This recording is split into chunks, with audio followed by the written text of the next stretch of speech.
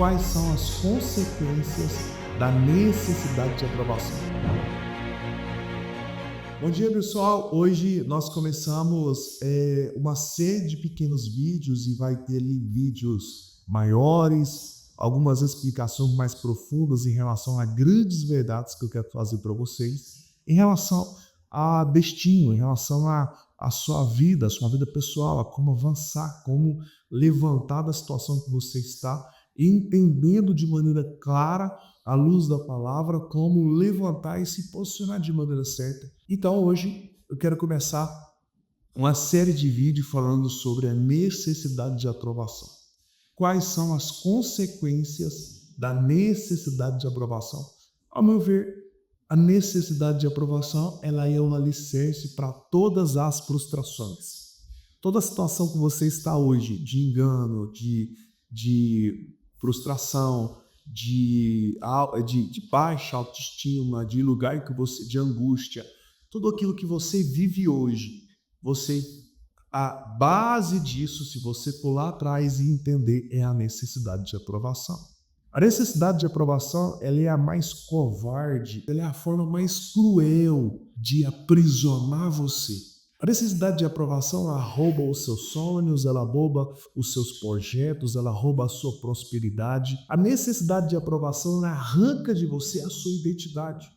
E ela arrancando a sua identidade, ela arranca aquilo que o Senhor Jesus colocou dentro de você para que você cumprisse algo aqui. Então a primeira coisa que ela faz com você é arrancar os seus projetos, o seu propósito, ela arranca a sua identidade. Isso é muito forte. E durante anos eu vivi nesse lugar. Foram anos nesse lugar. Desde criança até a minha vida adulta eu vivi nessa prisão tão cruel e covarde como é a necessidade de aprovação. O primeiro lugar que a necessidade de aprovação te leva é uma vida de mentira. Léo, como assim? Quando Jesus fala que o diabo ele é o pai da mentira, ele não está dizendo dessa mentira contada, por mais que essa mentira contada ela faz parte, mas não é a raiz. Quando Jesus falou ali que o diabo é pai de mentira, é que ele se apresenta uma vida mentirosa. Ele quis ser um anjo de luz e não é. Ele quis ser Deus e não é. Ele se apresenta para a humanidade, para o mundo, como um Deus do inferno. Nem isso ele é. O inferno não tem hierarquia. O inferno é para a condenação eterna do diabo. Ele não é rei, ele não é Deus, ele não é nada, nem no inferno. Então o diabo se apresenta como alguém que pode te dar alguma coisa. Ele se apresenta como um anjo de luz, ele se apresenta como um Deus que guerreia contra o nosso Deus, mas ele é simplesmente um condenado. Então, quando Jesus fala que o diabo ele é o pai da mentira, porque ele tem uma vida mentirosa. E eu quero trazer algo para vocês bem específico, algo que eu vivi durante muitos anos, e eu vou trazer alguns exemplos para você entender o que eu quero dizer sobre essa vida de mentira. Vivemos dias hoje que você posta no seu stories com um filtro, algo que você não é, uma beleza que você não tem, uma condição que você não está. Você posta hoje dentro de um carro que não é seu. Você posta hoje na frente de uma casa que não é sua, dentro de um emprego que não é seu. E essa vida mentirosa, que é a raiz da necessidade de aprovação, vai te levar ao fracasso total. A sua vida ela perde o sentido.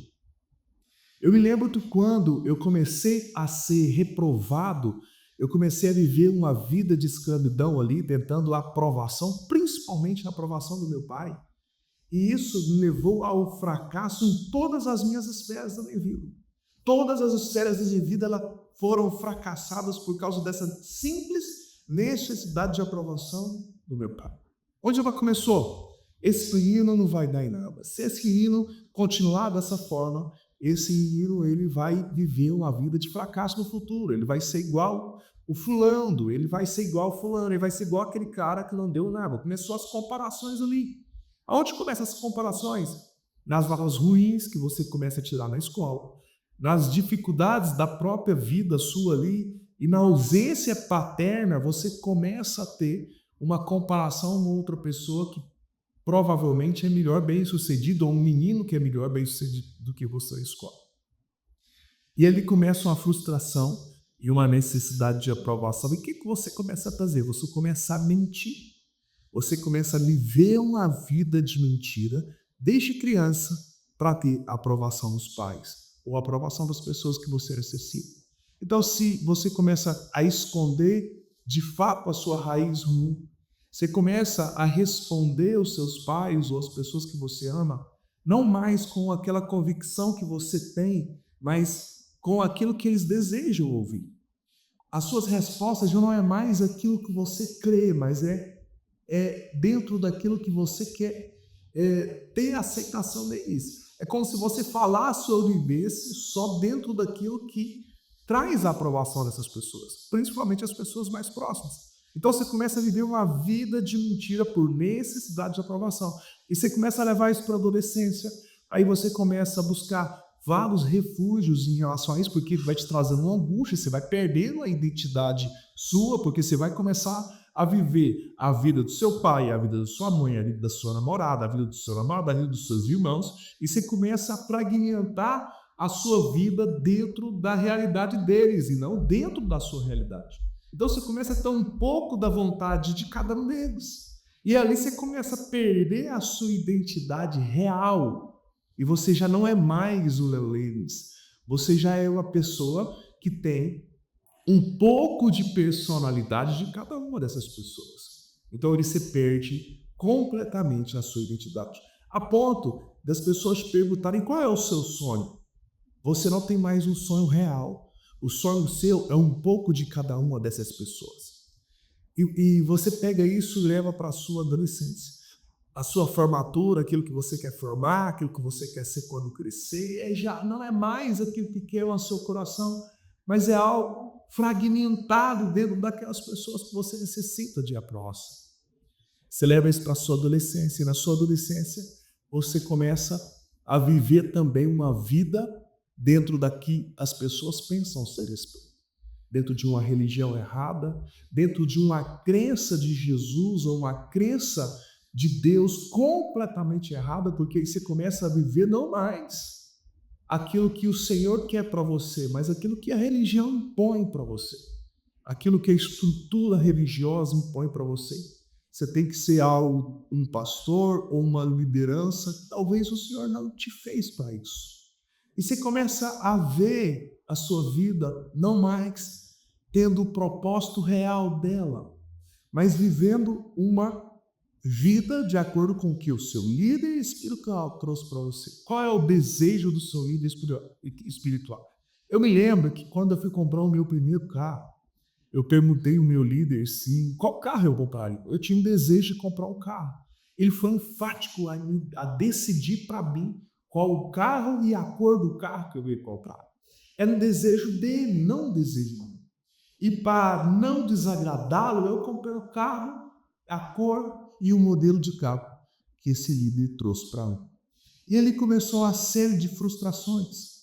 Quantas pessoas casaram porque um líder trouxe alguém e falou, essa pessoa é a pessoa de Deus para a sua vida. Quantas pessoas entraram no emprego ou em uma carreira ou em um estudo, sei lá, de acordo com a decisão de uma liderança, mas o desejo do coração não era o seu, era daquele líder que te colocou nesse lugar. E você vivia uma vida fracassada. Por quê? Pelo desejo de aprovação. E você leva isso para o seu casamento, você leva isso para a sua vida. Aí eu quero contar um pouco rápido da história. E ali eu comecei a multiplicar, eu comecei a viver não mais o meu sonho. Eu comecei a viver o sonho e a vida de outras pessoas. O curso ao qual eu fazia já não era mais aquilo que eu queria. O emprego ao qual eu trabalhava não era mais aquilo que eu achava que era o melhor, mas sim aquilo que os meus pais ou que alguém que eu amasse aprovasse. E eu entrei em um casamento muito novo e eu levei isso para o meu casamento. E foi um fracasso. Por que foi um fracasso? Porque eu comecei a unir uma vida de mentira. Eu comecei a ser um grande mentiroso, um grande ator. Eu comecei a ter um ministério forjado uma mentira. Não mais o ministério daquilo que queimava o meu coração, mas aquilo que as pessoas diziam era o certo. Comecei a financiar um carro que eu não dava conta de pagar. E aqui está o grande problema. O problema não é financiar o carro, o problema é financiar o carro e não conseguir pagar ele. Por que você quer financiar o carro? Porque você quer andar num carro que você não consegue comprar. Eu comecei a comprar algo que eu não conseguia pagar. Eu comecei a me posicionar como um homem de Deus a qual não era. Eu comecei a construir narrativas de boas palavras, de boas revelações da palavra, mas eu não vivia aquilo, eu era um mentiroso. Eu me posicionava como um homem de Deus, mas eu era um mentiroso, eu não pagava as minhas contas. Eu não falava a verdade, eu manipulava as situações. E nós vivemos anos assim, achando que está tudo certo. Achando que não, o que eu desejo é a aprovação dos homens.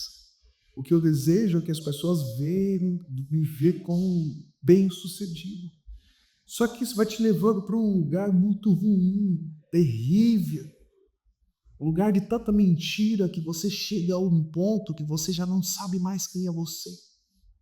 Você já não consegue mais discernir quem é a sua pessoa. E as cobranças, elas começam a vir. E o grande detalhe disso, que no fim disso, ele te leva a um lugar de muita escuridão, de muito fracasso. Eu queria hoje te levar a pensar como você está vivendo isso. Qual é os seus stories que você coloca no seu Instagram? Qual é a forma que você está mostrando para as pessoas quem de fato você é? Não estou dizendo que você tem que abrir de maneira simplista a sua vida, mas estou dizendo para você tomar um caminho de volta. Estou dizendo para você olhar também de você e entender de fato quem é você. E se você não tem essa resposta, tome o caminho de volta. E eu quero ajudar você a pegar esse caminho de volta. Para você retornar a esse lugar e curar essas feridas e você começar a viver uma vida plena, uma vida em Deus, uma vida de verdade. Eu lembro que quando eu comecei a voltar para esse lugar, a palavra que eu recebi foi: não edifica algo em cima daquilo que Deus já derrubou. Talvez a sua vida hoje está sendo completamente edificada, os seus negócios ou a sua vida pessoal, não sei o que é, mas edificada em cima de algo que o Senhor já derrubou. Não edifica algo em cima daquilo que não há base. Eu sei o quanto você é infeliz, o quanto você é vazio, o quanto você precisa de uma vida de verdade, o quanto o diabo roubou a sua vida. E eu queria deixar hoje essa pequena palavra para você, que o princípio da mentira te leva à maior frustração da sua vida, que uma vida de mentira vai destruir você. E qual é a causa? Eu me lembro que quando eu decidi a não mentir mais, em nenhuma hipótese, eu tive que entender qual é a causa. Porque eu começava a corrigir essa mentira falada, mas eu tinha uma vida de mentira. E para sustentar uma vida de mentira, você precisa falar mentira. E isso não é só um desvio de caráter, por mais que esteja, mas isso vai destruir você.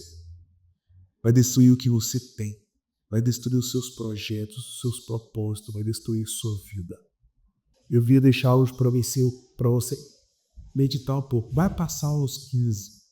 Salmos 15 mudou a minha vida. E tem uma parte lá que mudou mais ainda, que fala o seguinte: que você cumpra a sua falta, mesmo com dano próprio. Falou, cumpre.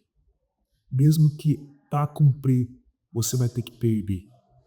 A não ser que você fale novamente e conserte com quem você gostou. A não ser que a outra pessoa te dá a chance de mudar a sua obra. Mas se ele não der, você precisa fazer.